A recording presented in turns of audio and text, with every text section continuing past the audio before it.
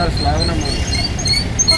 Pithapuram, hello Pithapuram, hello Visakhapatnam, hello Pithapuram, hello Visakhapatnam, hello Vizag, చలో Pithapuram, hello Visakhapatnam, hello Pithapuram, hello Visakhapatnam, hello Pithapuram. జై జనసేన, జై జనసేన, పవన్ కళ్యాణ్ గారి నాయకత్వం, వర్ధిల్లాలి వర్ధిల్లాలి, పవన్ కళ్యాణ్ గారి నాయకత్వం, వర్ధిల్లాలి వర్ధిల్లాలి, వంశకృష్ణ గారి నాయకత్వం, వర్ధిల్లాలి వర్ధిల్లాలి, వంశకృష్ణ గారి నాయకత్వం.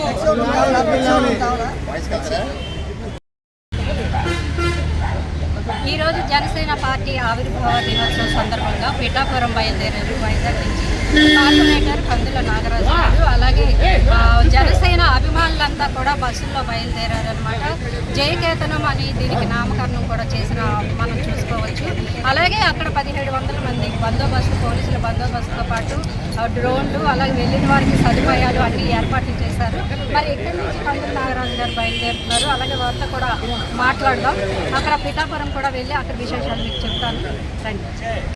మనతో పాటు జీవీఎంసీ 32వ వార్డు కార్పొరేటర్ కందుల నాగరాజు గారు ఉన్నారు. వారితో మాట్లాడండి.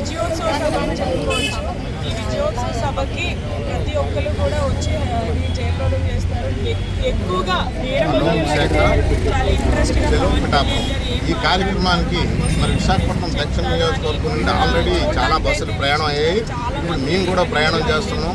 ఎందుకంటే ఇక్కడి దక్షిణ నియోజకవర్గం నుండి సుమారుగా 3,000-4,000 మంది ఆల్రెడీ ప్రయాణం అయ్యారు.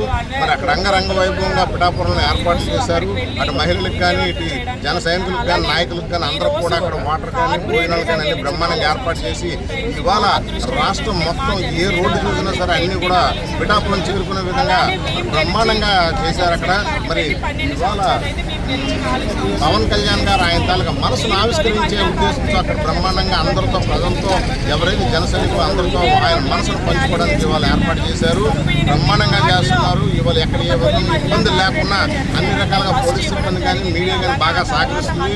అలాగే మరొక విషయం ఏంటంటే కేవలం ఈ రాష్ట్రంలోని కాకుండా విదేశాల నుండి కూడా మరి ఇక్కడికి వచ్చి ఈ సభ కోసం ఎంతో మంది ఎదురు చూస్తున్నారు.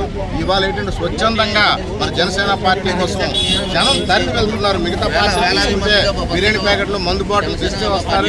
ఇక్కడ అది కాదు. జనసేన పార్టీ అనేసరికి కేవలం నిజాయితీ, నిబద్ధత, ఆయన మీద ఉన్న నమ్మకం, ఆయన మీద ఉన్న అభిమానం, ఆయన మీద ఉన్న గౌరవం కొద్ది ప్రజలందరూ కూడా స్వచ్ఛందంగా బయలుదేరుతున్నారు.